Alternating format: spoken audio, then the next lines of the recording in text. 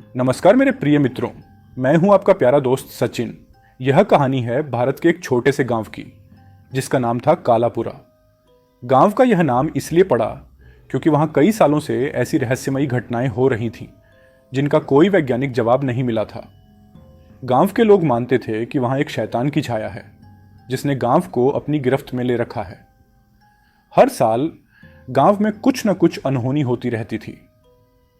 रात के समय गांव में अजीबोगरीब आवाजें आती और कभी कभी लोगों को जंगल की तरफ से लाल आंखों वाली परछाई दिखती, जो देखते ही देखते गायब हो जाती। गांव के बुजुर्ग कहते थे कि यह शैतान की छाया है और जो भी इसका सामना करता है वह अगले दिन गायब हो जाता है। गांव में हर साल कुछ लोगों के गायब होने की घटनाएं होती थीं, लेकिन गांव वालों ने इसे अपनी किस्मत मानकर चुप रहना सीख लिया था। किसी को बाहर जाकर इन घटनाओं के बारे में बात करने की हिम्मत नहीं होती थी, इस डर से कि शैतान उन्हें भी अपने शिकंजे में न ले ले। लेकिन सब कुछ तब बदल गया जब गांव में एक नया परिवार आकर बसा। यह परिवार था शेखर और उसकी पत्नी सीमा का। वे इस गांव की रहस्यमयी कहानियों पर यकीन नहीं करते थे। शेखर ने गांव में एक पुराना घर खरीदा और अपनी पत्नी के साथ वहां रहने लगा। गांव के लोग उन्हें बार बार चेतावनी देते रहे, लेकिन शेखर इन सब बातों को अंधविश्वास मानकर हंसी में टाल देता। एक रात जब गांव में घना अंधेरा था, अचानक शेखर के घर के दरवाजे पर तेज दस्तक हुई। शेखर दरवाजा खोलने गया तो उसने देखा कि बाहर कोई नहीं था। उसने सोचा कि शायद हवा के चलते ऐसा हुआ होगा, लेकिन जैसे ही उसने दरवाजा बंद किया, एक बार फिर दस्तक हुई। इस बार शेखर ने ध्यान से सुना तो उसे किसी के चलने की आवाजें भी सुनाई दी, लेकिन कोई दिखाई नहीं दे रहा था। सीमा अंदर रसोई में थी और शेखर को आवाज लगाई, क्या हो रहा है? कौन आया है? शेखर ने कहा, पता नहीं, कोई दिख तो नहीं रहा, पर बार बार दरवाजा खटखटा रहा है। तभी सीमा ने किचन से चिल्लाते हुए कहा, शेखर आओ देखो, यहां कुछ अजीब हो रहा है। शेखर जल्दी से किचन में पहुंचा। वहां उसने देखा कि सीमा घबराई हुई थी और किचन की खिड़की के बाहर एक लाल चमकती हुई आंखें दिख रही थीं। दोनों का दिल तेजी से धड़कने लगा और इससे पहले कि वे कुछ कर पाते, वे आंखें धीरे धीरे गायब हो गईं। शेखर ने हिम्मत दिखाते हुए बाहर जाने का फैसला किया, लेकिन जैसे ही उसने दरवाजे के बाहर कदम रखा, उसके सामने वही लाल आंखें और एक परछाई प्रकट हुई। शेखर का शरीर कांपने लगा। उसने कोशिश की कि वह चीख सके, लेकिन उसके मुंह से कोई आवाज नहीं निकल पाई। वह परछाई धीरे धीरे उसके करीब आने लगी और अचानक शेखर जमीन पर गिर पड़ा। सीमा ने भागकर दरवाजा बंद कर लिया और गांव के लोगों को मदद के लिए बुलाया, लेकिन जब तक वे वहां पहुंचे, शेखर का कोई नामो निशान नहीं था।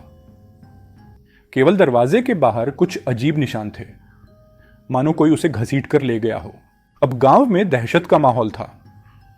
लोग समझ गए थे कि शैतान की छाया फिर से जाग गई है। शेखर के गायब होने के बाद गांव में और भी डरावनी घटनाएं होने लगीं। गांव के लोगों ने गांव छोड़ने का सोचा, लेकिन कुछ कहानियां अभी भी अनकही थीं। क्या शेखर का पता चल पाएगा? क्या सीमा शैतान के राज को सुलझा पाएगी, या फिर उसे भी उसी रहस्यमयी ताकत ने अपना शिकार बना लिया? इस कहानी का अंत तो बहुत दूर है, लेकिन रहस्य अभी और गहराएगा। जानने के लिए अगला भाग जरूर सुने, क्योंकि शैतान का राज अभी बाकी है। शेखर के गायब होने के बाद सीमा पूरी तरह टूट चुकी थी। गांव के लोग उसे सांत्वना देने की कोशिश करते रहे, लेकिन वह किसी से बात करने की हालत में नहीं थी। उसे बस एक ही चीज का ख्याल था, शेखर कहां गया। गांव के कुछ बुजुर्गों ने सीमा को चेताया, यह वही शैतान की छाया है जिसका हमने हमेशा डर रखा है। जितना जल्दी हो सके गांव छोड़ दो।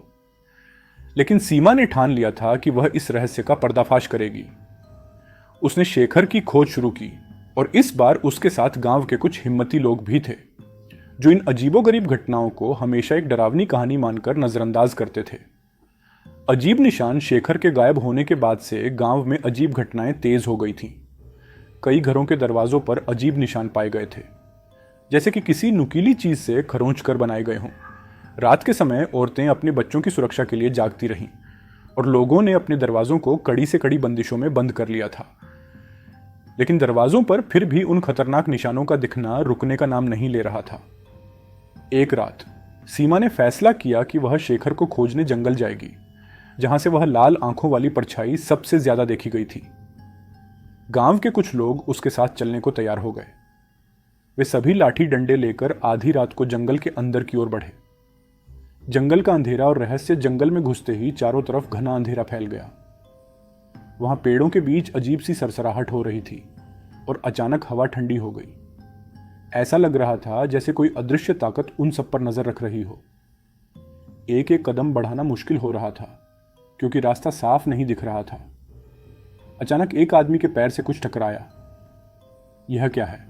उसने कहा और नीचे झुककर देखा। वहां जमीन पर एक चूड़ी पड़ी थी। ये चूड़ी शेखर की थी। सीमा ने उसे तुरंत पहचान लिया। शेखर यहीं था, उसने घबराते हुए कहा। लेकिन वो कहां गया? तभी एक जोरदार चीख सुनाई दी। गांव के लोग डर से कांपने लगे।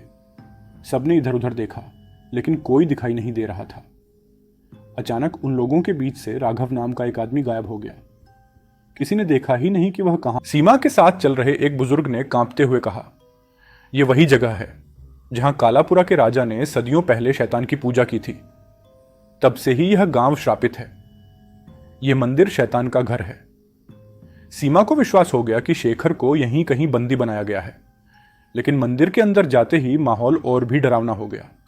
वहां की ठंडी हवा, सन्नाटा और दीवारों पर बने डरावने चित्र मानो कुछ अनहोनी की चेतावनी दे रहे थे। रहस्य और गहराता है, मंदिर के गर्भगृह में एक पुरानी मूर्ति थी जिसके चारों ओर बिखरे पड़े कंकाल यह साबित कर रहे थे कि यहां कई सालों से बलि दी जा रही थी। तभी अचानक मूर्ति की आंखें लाल हो गईं। सीमा और उसके साथ आए लोग हैरान थे। क्या यह सब सच में हो रहा था? एक गहरी आवाज गूंजी, तुम यहां नहीं आ सकते। यहां जो आया वह लौटकर नहीं गया। सब लोग कांपने लगे। तभी एक परछाई उभरी और सीधा सीमा की ओर बढ़ी।